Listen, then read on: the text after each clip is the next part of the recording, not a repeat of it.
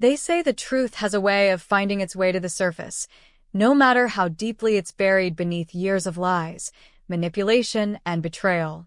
And if you've ever been in a relationship that ended so badly it felt like someone had reached inside your chest and rewired your sense of reality, then you already know how powerful the truth can be when it finally claws its way out. But this story isn't just about a bad breakup. No, it's about what happens when someone doesn't just lie to you, they lie about you, to your own children. It's about one woman's journey through betrayal, silence, and ultimately revenge, but not the angry, destructive kind. No, this was precise, psychological, and so well crafted that the entire world unknowingly took her side without ever hearing her name, until her name was suddenly everywhere. And I promise you, if you're here because you saw that title and thought, wait, what truth did she post? Why in a bestseller? What exactly did her ex do to the kids? Then you're absolutely in the right place. Stay with me, because by the end of this video, every single question you're holding right now will be answered, and you'll never look at a family photo the same way again. Let's talk for a moment, you and I, not just as a storyteller and a viewer, but as two people who've probably been through more than we let on. Maybe you're someone who's lived through a custody battle that left scars no one else can see. Maybe you've had someone paint you as the villain in a story you never even got to tell your side of. Or maybe you're simply drawn to stories where truth wins, not because it's loud, but because it's smart. You ever wonder what it would feel like to finally be heard after years of being silenced? Imagine crafting your words so carefully that the person who tried to destroy your image ends up unraveling under their own lies. All because the world is finally listening to you. That's where we begin. The woman at the center of this story, let's call her Claire, isn't famous. She's not a celebrity, not an influencer, not some best-selling author, at least she didn't start out that way. She was just a mom, a writer in private, a woman who once believed in marriage, family, and happily ever afters. She'd been with her husband, Aaron, for over a decade. 12 years of shared dreams, holidays, sick days, family game nights, and the kind of quiet love that makes you think, this is it. But when the cracks started to show, they came in the form of tiny, cutting comments, cold silences, and decisions made behind her back. It wasn't just a marriage ending, it was a personality eroding. Gaslighting, some might call it. Emotional manipulation, certainly. But what hurt the most was what came after the divorce. The stories he fed their children. At first, Claire didn't know. The kids, Lila, 10, and Jonah, 12, still came over on weekends, still seemed like themselves. But then came the small shifts. Jonah stopped sharing his science projects with her like he used to. Lila began to roll her eyes when Claire offered advice, parroting strange, adult phrases like, Dad says you always play the victim. It was death, by 1,000 paper cuts. And the worst part? Aaron had made himself the hero. The good parent. The fun one. The honest one. Meanwhile, he painted Claire as unstable, unreliable, selfish, and overly emotional. Not through courtroom battles or public drama, but through quiet, everyday manipulation that left no proof, just consequences. So Claire did what most would do. She tried to fix it the gentle way. Therapy. Honest talks. Mediation. She told herself the truth would come out on its own, that her kids would see for themselves who she really was. But the more she waited, the more distant they grew. And then one night, sitting alone in her apartment, she found an old journal entry from the early days of her marriage. As she read her own words, raw, young, hopeful, something inside her snapped. Not out of bitterness, but out of clarity. She realized she'd been telling her story to herself for years. It was time to tell it to the world. That night, Claire opened her laptop and began to write. Not a memoir. Not a tell-all. Something different. A novel. Yes, but one grounded in her reality. A fictional tale about a woman named Elena, a mother erased from her children's hearts by a charming, charismatic ex-husband who wielded narrative like a weapon. The story wasn't just art. It was strategy. Every detail fictionalized just enough to be protected, but every emotion pulled directly from Claire's own life.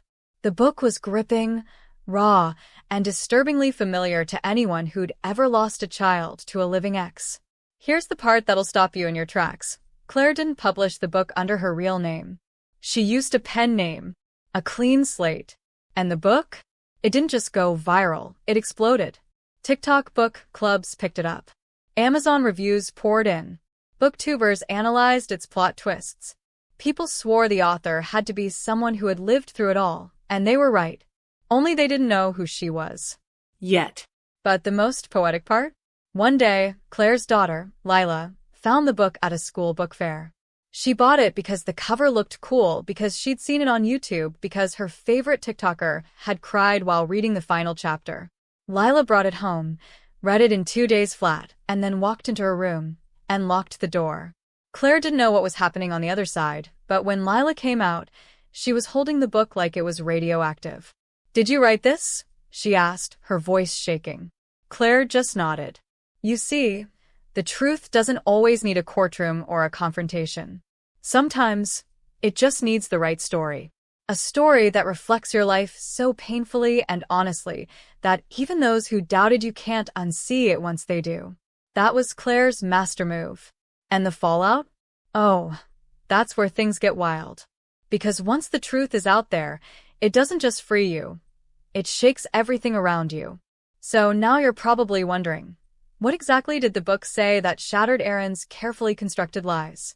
How did the kids react when they realized the parent they trusted had fed them a false narrative for years? And perhaps most importantly, what happened when Erin realized the book was about him? You'd think someone like him would keep quiet to avoid confirming the story was based on his real life. But narcissists don't usually stay silent. In fact, his reaction set off a chain of events Claire never could have predicted, and one that would put her back in the public eye, with her name and face on full display this time. We'll get to all of that.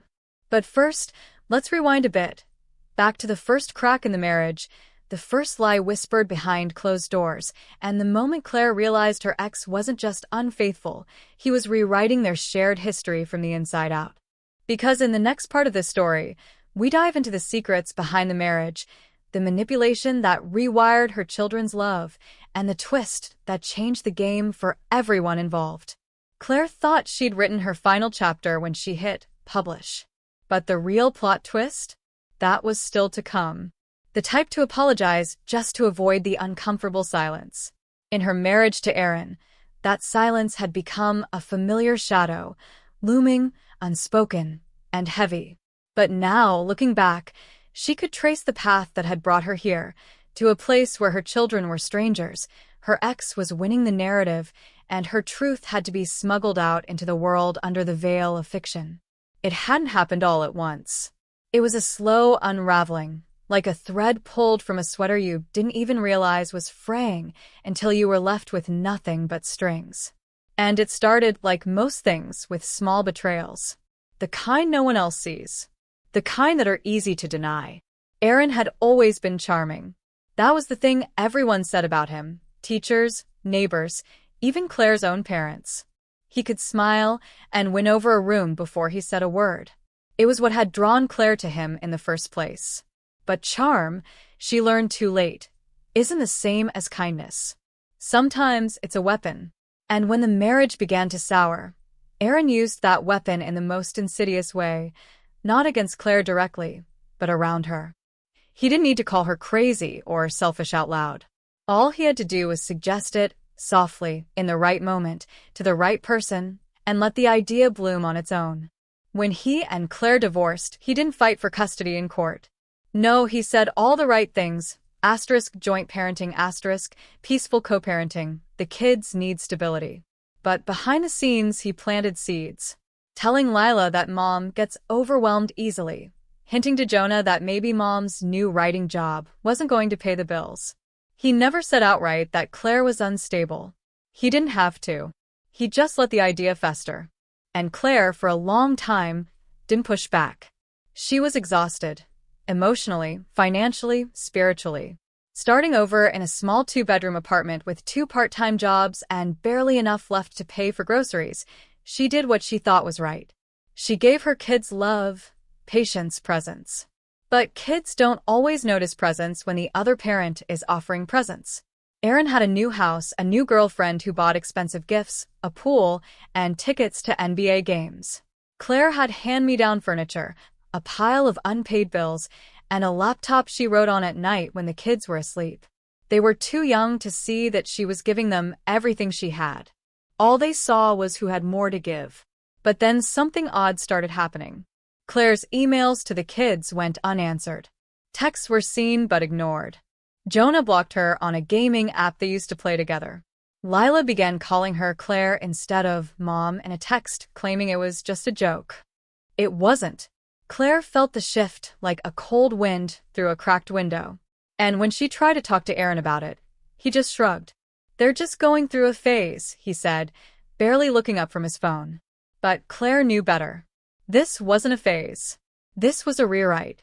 Still, she said nothing. Until one day, she picked up Jonah from soccer practice, and he got in the car without saying a word. Claire asked about school. Silence. She asked about lunch. Shrug.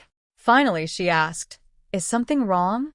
Jonah turned and said, without blinking, "Dad says you're writing a book because you're jealous of him." Claire felt the words hit her chest like a punch. She hadn't even told the kids she was writing. Aaron had found out somehow and used it to undermine her again. That night, Claire cried harder than she had in months. Not because of the insult, but because it was clear her kids weren't just pulling away. They were being pulled. That's when she decided to finish the book. She poured everything into it, not just the facts, but the emotions, the confusion, the fear, the helplessness. And with every chapter, she added a new layer, a new version of the story that mirrored her real life but also carried pieces that weren't hers. She wrote in scenes that could have happened to any mother, any woman silenced by someone smarter, richer, louder. But not every detail was true. And not every villain in the book was Aaron. Some were others, blurred versions of people from her past. An old boss who gaslit her into quitting. A friend who turned on her during the divorce. Even a family member who had quietly taken Aaron's side because he just seemed more put together. Readers loved the mystery. They tried to guess which parts were real. That was part of the genius. The more people speculated, the more they talked, and the more Aaron panicked. That's when things got complicated. One night, Claire received a message from an anonymous Instagram account.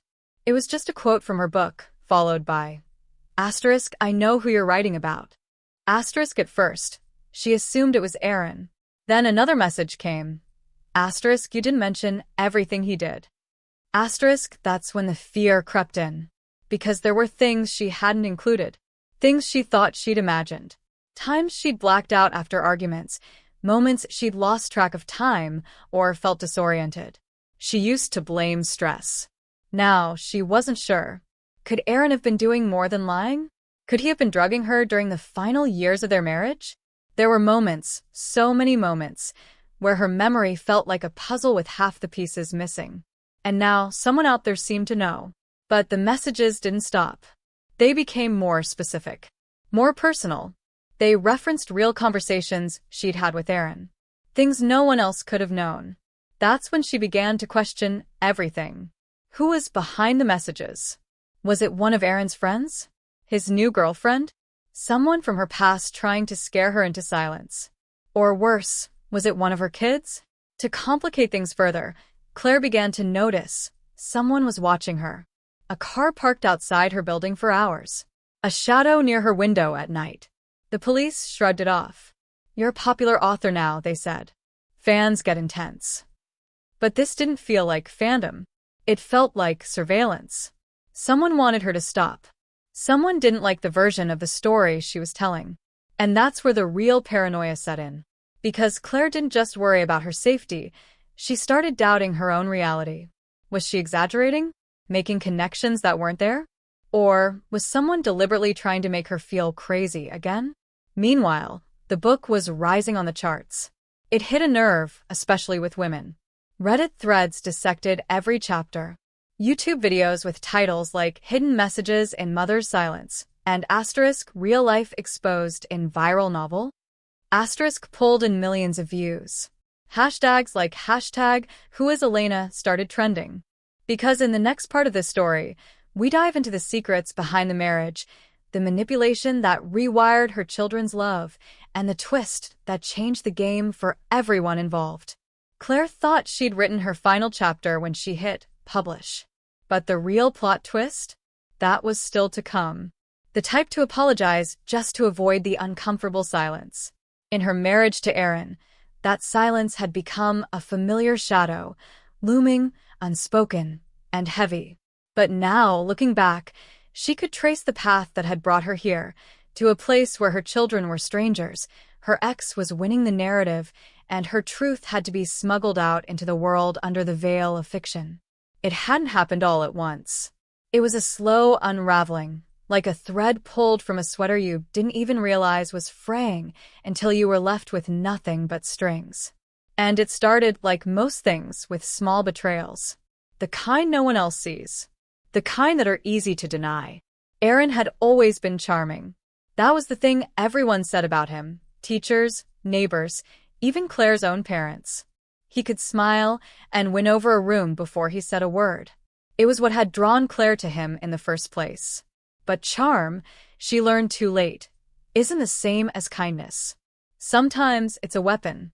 And when the marriage began to sour, Aaron used that weapon in the most insidious way, not against Claire directly, but around her.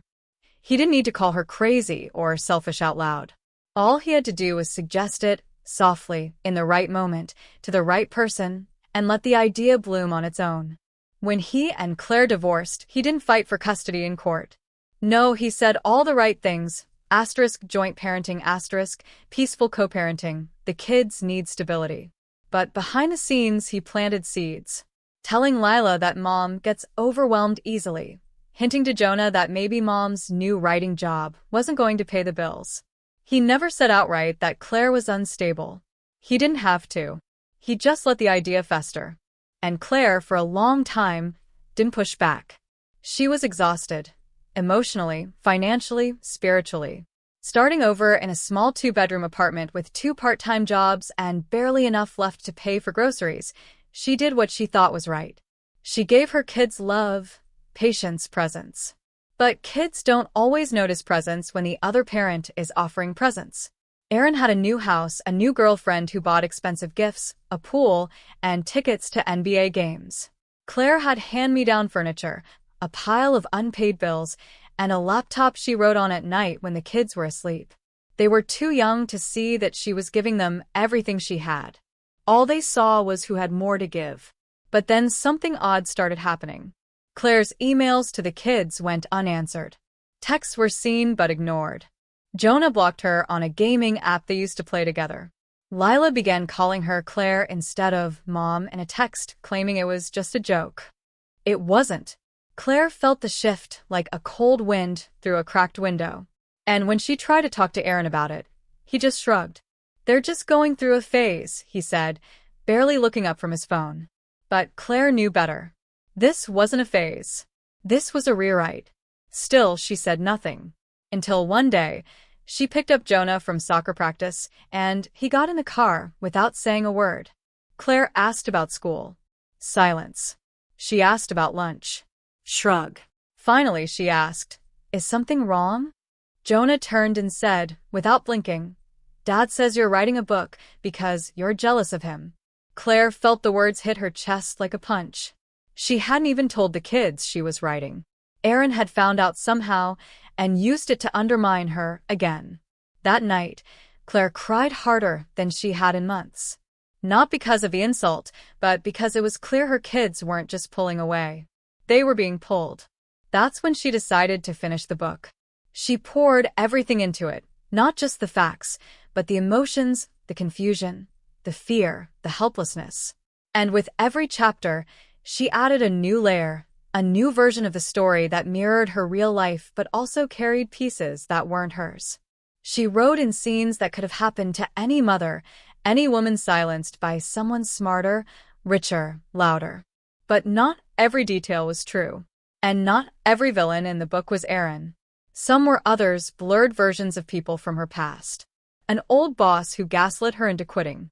a friend who turned on her during the divorce, even a family member who had quietly taken Aaron's side because he just seemed more put together. Readers loved the mystery. They tried to guess which parts were real. That was part of the genius. The more people speculated, the more they talked, and the more Aaron panicked. That's when things got complicated. One night, Claire received a message from an anonymous Instagram account.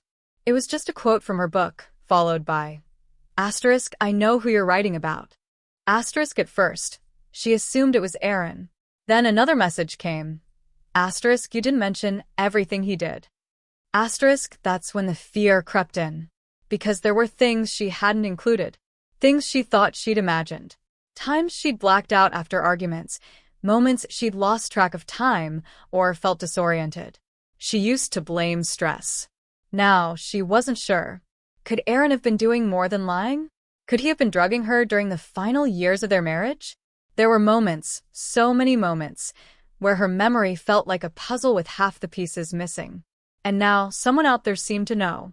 But the messages didn't stop. They became more specific, more personal. They referenced real conversations she'd had with Aaron. Things no one else could have known. That's when she began to question everything.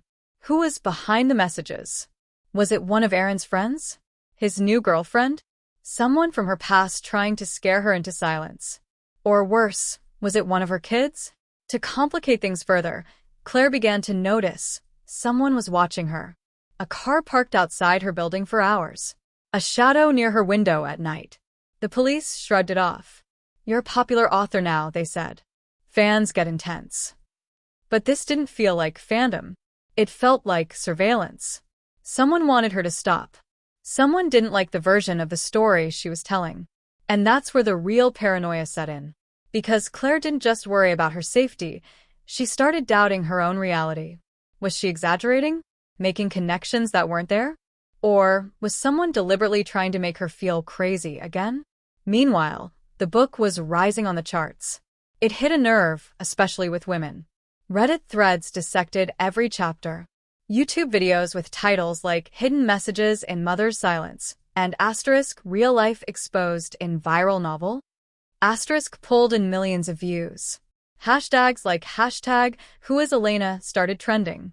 The mystery around the book's real-life inspiration was as popular as the story itself.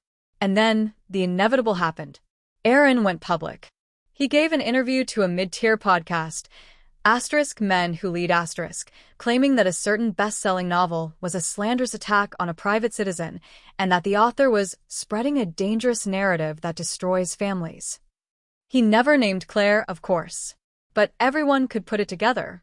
That was all Claire needed. His denial was his confession. And now, the court of public opinion had opened its case. But still those messages. That car. That shadow. Someone knew more than they were saying. Someone had been inside her life, recently. And while Claire wanted justice, she also knew she was playing with fire. She had exposed Aaron, yes. But what if Aaron wasn't the only one hiding something? Because what Claire hadn't told anyone, not even her closest friend, was that there were chapters in that book she didn't write. Sentences she didn't remember typing. Moments in the manuscript that described scenes she had tried to forget, or maybe never lived at all. And that's when the question shifted from "what's the truth?" to something far more terrifying. Who else knew it? That one stopped her cold. Vermont wasn't in the book. It wasn't even mentioned in passing. It was something she'd buried, a trip she and Aaron had taken 6 years ago, before the divorce. The kids had stayed with their grandparents. It was meant to be a reset, a romantic getaway in the off-season, just the two of them. But Claire remembered it differently now. She remembered Aaron disappearing for hours without explanation. The strange local woman who'd asked her if she was still with that man. And the night she woke up in the middle of the woods, barefoot and shaking, with no memory of how she'd gotten there. Back then, Aaron had told her she'd sleepwalked. She'd laughed it off. But now? She wasn't so sure. The next morning, Claire returned to her laptop to look through her notes. She had an old folder where she'd kept recordings, voice memos, random thoughts, possible chapter ideas, some from years back. But when she opened it, half the files were gone. Not moved. Not renamed. Just vanished. The only people who'd ever had access to that folder were Claire and her old writing coach, Melissa, who had helped her shape the book during its early stages before Claire finished the final version on her own. At the time, Claire hadn't thought twice about it. Melissa had been a quiet, thoughtful presence in her life, supportive but never invasive. But now, with the files gone and someone clearly trying to rattle her, every relationship felt suspicious. Claire called Melissa the next day, casually bringing up the missing recordings. Melissa paused, too long, then said she didn't know anything about it. Her voice was even, but something was off, like she was choosing every word too carefully. Then Melissa said something odd. Asterisk. Maybe some stories are meant to stay unfinished. Asterisk. That phrase clung to Claire like a warning. When she asked what she meant, Melissa just laughed awkwardly and said she was being philosophical. But Claire knew that tone. It was the same tone Aaron used to use before gaslighting her. Kind, calm, and full of something he'd never say out loud. As if that wasn't enough, 2 days later, Claire received a padded envelope in her mailbox. No return address. Inside, there was a single photograph. Grainy. Old. It showed Claire in Vermont, sitting on a bench outside the cabin they'd stayed at. But she wasn't alone. Next to her was a man she didn't recognize. Or, at least she thought she didn't. The photo was faded, but the man had his arm around her. Claire stared at it for nearly an hour, flipping it over, searching for a date, a clue, anything that would explain it. Her hands were shaking, because for the life of her, she couldn't remember that moment, couldn't place that face. And yet something about it felt disturbingly familiar, like a piece of a nightmare she hadn't known was real. That night, Claire did something she hadn't done in months. She opened a private journal she kept hidden behind a loose floorboard in her bedroom. A journal she'd stopped writing in right after the divorce because it hurt too much to see her own handwriting trying to make sense of things that couldn't be made sense of. As she flipped through the pages, something caught her eye, an entry from the week after the Vermont trip. Scrawled in rushed ink, it read, Asterisk, I think he drugged me. But no one will believe me. Not even me. Asterisk. Claire gasped. She had no memory of writing that. And then her phone buzzed. A text from an unknown number. Asterisk, you left out the cabin. Wonder why? Asterisk. Claire stared at the screen, heart pounding. Someone was following her deeper into her own past than even she was willing to go. Someone who knew details she hadn't told a soul, not even in therapy. And now it was clear this wasn't just about Aaron. There was something else. Someone else. A piece of her story buried so deep that even she had forgotten it. Or maybe had been made to forget. Desperate for answers, Claire decided to drive to the storage unit she'd rented right after the divorce. It was where she'd dumped a bunch of old boxes, photo albums, journals, home videos, things that were too painful to look at but too important to throw away. She hadn't been back in over a year. The lock was intact, the boxes untouched. But when she dug through them, looking for the old camcorder they'd used during the Vermont trip, she found the box empty. The tapes were gone. All of them. In their place, just one Polaroid photo taped to the inside of the box lid. It was the same photo from the envelope. Except this time, it had something written across the bottom in smeared marker. Asterisk, you forgot what he did. But we didn't. Asterisk. Claire staggered back, dizzy with the implications. This wasn't just a warning, it was a statement. Someone out there had evidence. Someone remembered more than she did. And someone was making sure she remembered too. But who? Melissa? Aaron? The man in the photo? Or someone else entirely? And just when she thought she couldn't feel more shaken, she got a call from her daughter. Lila. Her voice was soft, uncertain. Mom. I need to ask you something, she whispered. Did you ever hurt someone? Like, really hurt someone? Dad says you did. He said that's why you're writing the book. Because you're trying to make people forget what you did. Claire couldn't breathe. Because in that moment, she didn't know what scared her more. The lie Aaron had told her daughter, or the terrifying possibility that somewhere deep in her fractured memory, there was a sliver of truth to it. Still reeling, Claire reached out to the only person she still fully trusted, her younger sister, Maren. They'd always been close, but after the divorce, Claire had pulled back from everyone. Too many opinions, too many people trying to fix her or worse, figure her out. But Maren had remained gentle, loyal, never pushing too hard, never asking too many questions. Claire hadn't told her everything about the book's true inspiration, but she'd hinted at enough for Maren to understand the stakes. When Maren answered Claire's call, it was almost midnight, but she didn't sound surprised. Claire barely got the words out about the photo, the missing tapes, the strange messages, before Maren went quiet. Dead quiet. Then she said, "Claire, I wasn't going to say anything because I didn't want to scare you, but I got something too." Claire froze. "What do you mean?" "A package. Last week. I thought it was some fan thing related to your book. It was just a newspaper clipping and a single sentence typed on a note card. I thought it was junk. But now," Maren paused. "Now I'm not so sure." She texted Claire a photo of the clipping. It was from a small-town paper in Vermont, dated the summer of the cabin trip. The headline was cryptic, "Woman found in woods. No memory of events." Claire's heart stopped. The woman's name wasn't mentioned. The article said she was found barefoot, disoriented, confused, and unable to remember how she got there. But the photo accompanying the article showed the back of a woman being loaded into an ambulance. Her posture, her hair, her clothes. It was Claire. But the memory didn't exist. Not fully. It was a blur of broken images, trees, cold air, something sweet and metallic in her mouth, and Aaron's voice saying, "Asterisk, you were sleepwalking. You do that sometimes."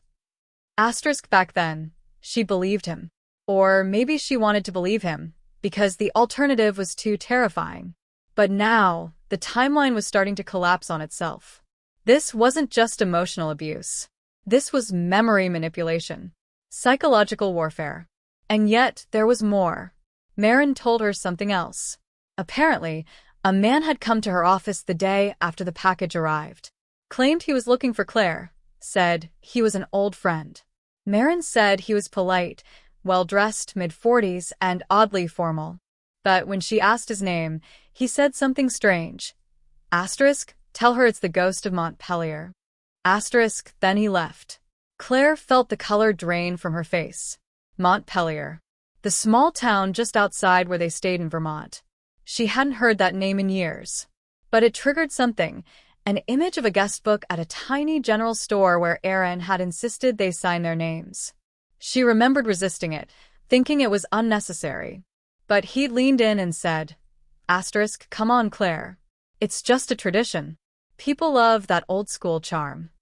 Asterisk, she couldn't remember if she'd actually signed it. But what if someone else had? What if someone had seen something that weekend? Or what if Aaron hadn't gone to that store just to sign a book? She told Maren to lock her doors, to take screenshots of the envelope and note, and send everything to her. Maren agreed, but Claire could hear the fear building in her voice. Something about this felt personal now. Targeted. Coordinated. Whoever was behind it wasn't just toying with Claire. They were using her past, her family, her memories as weapons. And with every step forward, it felt like another door closed behind her. The next day, Claire did something she hadn't done since the book's release. She Googled her own name. What she found made her stomach drop. Reddit threads, TikTok reaction videos, YouTube deep dives. One channel in particular had racked up nearly 500,000 views in 2 weeks. The video title, Asterisk, was Mother Silence, based on a real crime? Author hiding shocking truth. Asterisk, the video was slick, dramatic, full of animated diagrams and speculative timelines. But what shook Claire the most was the fact that they'd found the Vermont article. And not just that, they'd found a post from an anonymous account on a survivor's forum claiming to be Asterisk, a woman who woke up with no memory and no one believed her. Asterisk, the dates matched. The location matched. The implication was clear. Someone out there believed they were the real inspiration for Claire's book, and they weren't happy about how the story was told. Claire stared at the screen, her heart thudding in her ears. Was it possible she wasn't the only one? Could Aaron have done this before? Or worse, Could that woman have been her? In another time, another context, one Claire's mind had wiped clean? The edges of her reality were starting to blur. What had really happened that weekend? Who had seen it? And why was all of this unraveling now? And then another blow. Claire received an email from her publisher. Subject line: Urgent legal notice. Inside, a cease and desist letter. Not from Aaron. From Melissa. Apparently, Melissa was now claiming partial authorship of the novel. Said Claire had used co-written material without consent. The letter demanded royalties, public acknowledgement, and the immediate halt of all marketing under the current author name. It didn't make sense. Melissa had barely contributed to the early draft. She hadn't even touched the final version. But now, with the book exploding in popularity and the truth about its inspiration circling the internet like vultures, Melissa had chosen this moment to go public. Claire read the letter 3 times, each time more confused, more furious. This wasn't just opportunism, it felt like sabotage. And yet, what if Melissa wasn't doing this for money? What if someone had pushed her to do it? What if Melissa had been keeping something from her all along? Because tucked into the legal filing, buried beneath legalese and footnotes, was a single line that made Claire's breath catch. Asterisk, the original concept was inspired by a confidential conversation with the author regarding a missing time event. Asterisk, Claire hadn't told anyone about that. Not even Melissa. Unless Melissa had found something Claire had forgotten, or had been involved in a way Claire had never even considered. Her phone buzzed again. Another text. No number. No name. Just 5 words. Asterisk, you were never just one. Asterisk. Claire stared at the message, numb. What did that mean? Was it about her identity? Her memory? Or were there others? The feeling solidified the moment she realized she was being followed. It happened in the parking lot of a grocery store she didn't usually go to. Claire had driven there after circling her neighborhood for almost an hour, too paranoid to go straight home. The air was thick with summer humidity, and as she pushed her cart toward the trunk of her car, she spotted him. A man in a navy hoodie standing by a black SUV parked 2 rows away. He wasn't doing anything overt, just leaning against the car, arms crossed, phone in hand, but he wasn't shopping and he wasn't moving. Claire felt a strange pull in her chest, the kind that kicks in when your instincts scream before your logic can catch up. She glanced down, continued loading her groceries slowly, deliberately, then turned toward the driver's seat, and found him looking directly at her. Not a passing glance. Not a casual scan. It was sharp. Intentional. She drove home with shaking hands, checking her mirrors every few seconds, convinced he was tailing her. But no car followed. No SUV. No man in a hoodie. She told herself it was just nerves. Stress. But when she reached her apartment and opened the front door, everything froze. The place had been searched. Not ransacked. That would have been obvious. This was something else. Quiet. Clinical. A jewelry box slightly off-center. One kitchen drawer left an inch open. Her bedroom closet, door open, hanger shifted. Someone had been here, and they hadn't taken anything of value. They weren't looking for cash or electronics. They were looking for something, or maybe trying to remind her they could. Claire stumbled back, heart pounding, almost slipping on the hallway rug. Her mind reeled. Had she locked the door this morning? Had she really? Or had someone used a key? The thought made her stomach turn.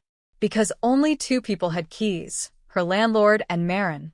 Claire grabbed her phone, heart galloping in her chest, and called Marin. No answer. She called again.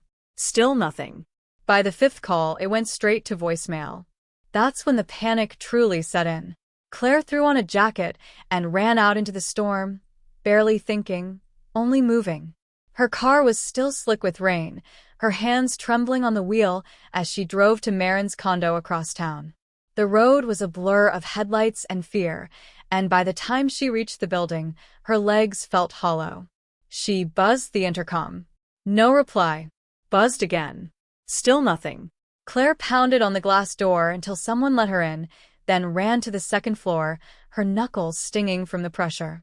She banged on Marin's apartment door. No answer. She tried the knob. Unlocked. Claire stepped inside, calling her sister's name in a shaky voice. Silence. The lights were off. The air felt heavy, almost untouched. A coffee mug sat half-drunk on the kitchen counter. A scarf draped over the couch. But no sign of Marin. No note. No phone. Her purse was still hanging on the wall hook. Claire's breath came short, shallow. Something was very wrong. She walked through each room slowly, dread pooling in her gut. In the bedroom, the bedsheets were rumpled like someone had just gotten up, but the window was open and a cold gust swept through, sending shivers up Claire's arms. She called the police, filed a missing person report. But even as she described Marin to the operator, she could hear the doubt in their voice, could feel them chalking it up to a grown woman leaving for the weekend. Nothing seemed alarming enough to them. Claire wanted to scream, "You don't understand. This isn't just about a missing person. This is about someone trying to erase pieces of me one by one." Driving home in the early morning light, Claire felt something inside her crack. This wasn't a game anymore. It wasn't just a psychological battle. Someone had made it physical, real, tangible. They wanted to take her apart, memory by memory, relationship by relationship. And now they'd started removing people. Quietly. Without explanation. First her mind. Then her reputation. Now her sister. But even as terror took hold, something darker stirred beneath it. Determination. If they thought they could scare her into silence, they didn't know who they were dealing with.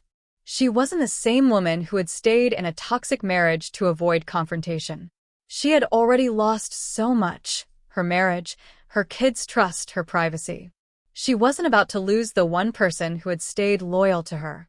Back at her apartment, Claire searched her writing folder again, combing through backup files, trying to piece together what had changed. Then, as if guided by instinct, she opened a subfolder marked Draft Fragments. It was where she dumped unedited paragraphs, brainstorms, snippets of dialogue she hadn't used. She hadn't checked it in months. Buried deep in the folder was a single document titled Elena__Truthalt. It wasn't a file she remembered saving. She opened it. The document was 3 pages long, single-spaced.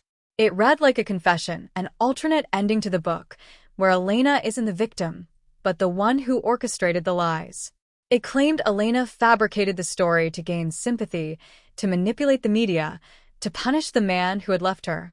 The twist was brutal, disturbing, and too precise to be fiction. Claire read the final line aloud, whispering it to herself, as if saying it might make it less real. If you write the story often enough, you forget which version is true. Suddenly, Claire couldn't feel her hands. The words spun on the screen. This wasn't her writing. It couldn't be. But the metadata said otherwise. Her name. Her computer.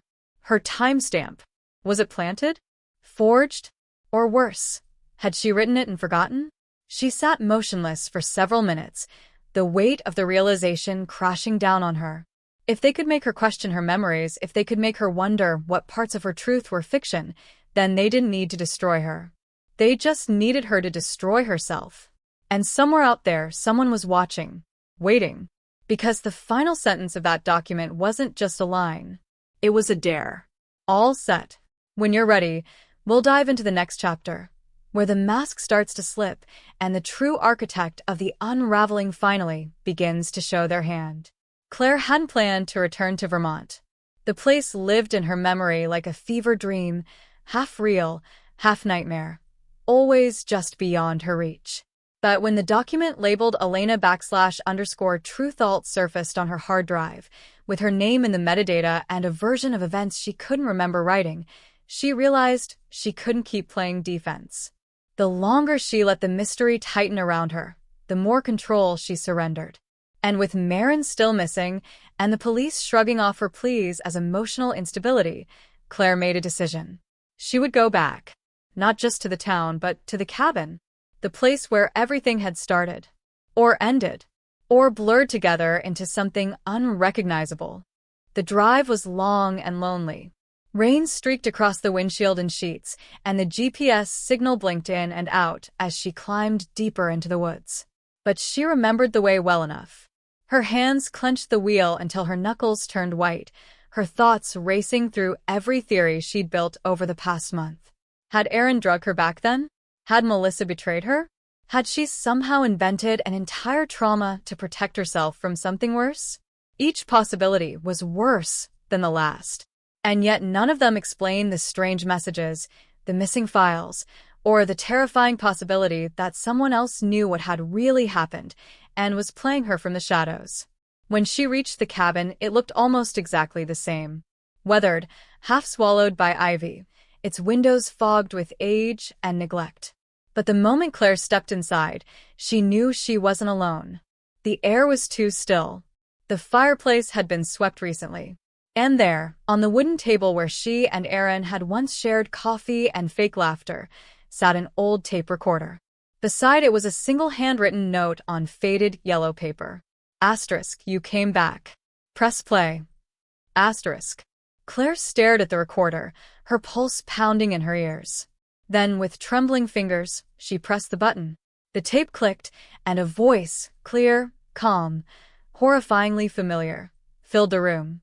It was Aaron. But it wasn't his public voice, the one he used for charm and interviews. This was his private tone. Detached. Measured. Clinical. I knew you'd come back eventually. I left this for you, in case you ever decided to stop pretending you didn't know what you did. I know how your mind works. I always did. You bury things.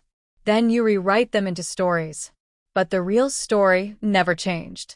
Claire staggered back, her mouth dry. The tape continued. That weekend in Vermont, you weren't the victim, Claire. You were unraveling. You stopped taking your meds. You locked me out of the bedroom for a night, screaming about voices in the walls. You ran into the woods barefoot. You passed out in the snow. I found you. I saved you. But you didn't want that story. You wanted one where you were innocent. One where I was the monster. The tape clicked off. Claire stood frozen in place, unable to move, unable to breathe. Her mind raced. Was it true? Was that what happened? Had she fabricated her own abuse? She shook her head violently, tears brimming in her eyes. No, she knew what Aaron was doing. Twisting memory. Reframing events. It was his signature move. He didn't just lie, he layered his lies into truths until you didn't know which parts were real. But the tape, this recording, it was planted here for a reason. He'd wanted her to find it, wanted her to question herself again, just like before. But then Claire noticed something else. Beneath the table, just barely peeking out from behind the leg of the chair, was a small, dust-covered lockbox. She knelt down, heart thudding, and pulled it out. The key was already in the lock. Whoever had left it there wanted her to open it. And so she did. Inside were photographs, dozens of them. Polaroids. Candid shots from the Vermont trip. Claire and Aaron at the lake. Claire asleep by the fireplace. Claire, walking through the trees in her nightgown, looking vacant. Not posed. Observed. Taken without her knowledge. Her stomach turned. But beneath the photos was a flash drive, sealed in plastic, and scrawled in black marker across the top. Asterisk proof. Asterisk. She didn't wait. She drove back to the nearest motel, practically shaking as she borrowed the front desk computer and plugged the drive in. There were videos. Grainy, time-stamped footage. Not from 6 years ago. Asterisk from last month. Asterisk a hidden camera feed. Her apartment. Her living room. Her bedroom. Whoever had been watching her wasn't just leaving clues. They were collecting footage. Studying her. Staging moments. There were clips of her pacing, crying, typing on her laptop. But then, in one of the final files, something terrifying appeared. Melissa. In Claire's apartment. Standing over her laptop. Plugging something into it. Claire's heart nearly stopped. She played the file again. Melissa moving with purpose. No hesitation, no guilt. Copying files. Replacing something on the hard drive. Then looking straight into the camera. And smiling. The betrayal felt volcanic. Melissa, the one person she defended, the one whose lawsuit she thought was desperation, had planted the false document, had gaslit her just as deeply as Aaron ever had. But why? What did she want? Claire's phone buzzed. A number she didn't recognize. Hands trembling, she answered. A voice, low and distorted, spoke 2 words. She's gone. Click. Claire dropped the phone. Was it about Maren? Was she already too late? Or was it a warning about herself? She rushed back to the motel room, nearly hyperventilating, her mind spinning as she tried to process everything. Melissa had sabotaged her. Aaron had rewritten history. Someone had been recording her. And Maren had vanished right before it all came to light. Claire felt like a puppet in someone else's play, except now she was starting to see the strings. But just as she gathered the flash drive, ready to send it to every journalist who'd ever questioned her truth, she saw the motel room door slowly creak open. No knock. No sound. Just a gloved hand pulling it open. Claire grabbed the nearest object, a lamp, and braced herself. But when the door opened fully, there was no one there. Just a package. A small box. Inside, wrapped in tissue, was a phone. Maren's phone. And on its cracked screen, a single message glowed. Asterisk, you only wrote half the story. Now finish it, or we will. Asterisk. Claire backed away, her chest heaving. Whoever they weren't done. And the final twist? As she stared at the message, she caught her reflection in the dark motel window behind her. And in the reflection, another figure stood silently over her shoulder, watching. The sky was a dull, bruised gray the morning Claire returned to her apartment, not as a victim anymore, but as a woman who had peeled back every layer of the nightmare she'd been living, and survived it. The silence inside felt unfamiliar, not comforting but hollow, like the final breath after a long, anguished scream. She stood in her doorway for a moment, unsure if she was coming home or stepping into another illusion. Her hands trembled as they gripped the flash drive in her pocket, the evidence she had risked everything to recover. She had been followed, manipulated, gaslit, and nearly destroyed, but the pieces were finally aligned. Melissa had orchestrated more than just the false document. She had manipulated Claire into second-guessing her sanity for reasons that went deeper than envy or greed. The truth came in fragments, revealed only after the videos were decoded and metadata traced. Melissa had once been a patient at the same clinic where Claire received post-trauma therapy years ago. She had known about Claire's vulnerabilities long before they had ever worked together, and somewhere along the way, she had decided that Claire's pain was a story worth stealing or silencing. Aaron's part in the puzzle wasn't innocent either. The recordings Claire submitted to a trusted digital forensics expert revealed audio splices and heavy editing. His confession had been altered. The original tapes, recovered from the storage unit's trash bin by pure chance thanks to a sympathetic security guard, told a different story. Claire had begged Aaron to take her seriously after the Vermont incident. He had dismissed her, laughed even. He hadn't drugged her, but he had let her spiral. He had used her instability as leverage in their custody battle and later to destroy her credibility once the book gained popularity. He hadn't expected her to fight back. He certainly hadn't expected her to dig up everything he'd buried with time and lies. As for Maren, she had been found 2 states over, terrified but alive, her memory hazy from what the hospital deemed a mix of psychological shock and mild sedation. She'd been held in a cabin not far from the Vermont border, left without a phone, her movements monitored until whoever had orchestrated her disappearance simply left her behind. Authorities were investigating but slow to connect the dots, citing lack of conclusive evidence. But Claire knew it had been a final move to silence her, to break her resolve just as the truth was surfacing. Only it hadn't worked. Maren, once safe, confirmed what Claire already suspected, that Melissa wasn't working alone. There had been someone else, always watching, always one step ahead. Claire didn't give interviews. She didn't accept the talk show offers or podcast invites flooding her inbox after leaked emails between Melissa and a small-time ghostwriter went viral on Twitter, confirming the entire hoax. Instead, she quietly published a second book, a follow-up not to defend herself, but to complete the truth. It wasn't polished or pretty. It didn't play well to mass audiences, but it was raw, honest, and unfiltered. She titled it Borrowed Pain. In it, she detailed not just the conspiracy behind her first bestseller, but the deeper violation, the theft of her identity, the exploitation of her trauma, the manipulation of her most fragile memories. The book hit bestseller lists within days, not because of scandal, but because it resonated with readers who had been made to doubt themselves, who had been told their truth wasn't valid unless someone else approved it. Claire's voice had cracked in places, but it never broke. She spent months in therapy afterward, not to forget what had happened, but to reclaim what still belonged to her, her voice, her agency, her sense of reality. The paranoia never fully left. She still checked her rearview mirror more often than she should, still flinched when emails came from blocked addresses. But she wasn't haunted anymore. She was awake, and awake meant power. The final thread unraveled in a way she never expected. One afternoon, months later, Claire received a package. No return address. Inside was a single photo, the same photo from Vermont that had started this whole descent. But something was different this time. On the back was a handwritten message in unfamiliar cursive. There's more you haven't remembered, but you will when it's time.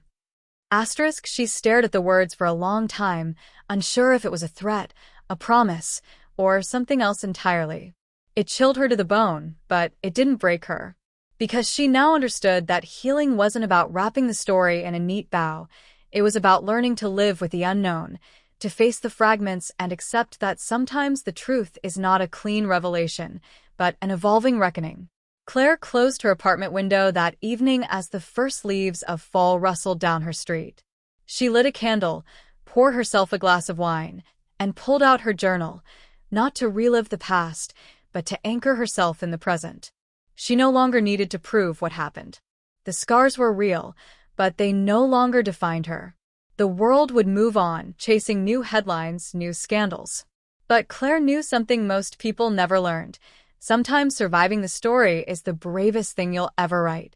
And yet, as she turned off the light and prepared to sleep, her phone buzzed once, just once, with a message from an unknown number. Chapter 3 begins soon. Claire didn't reply. She didn't need to. She was already writing it.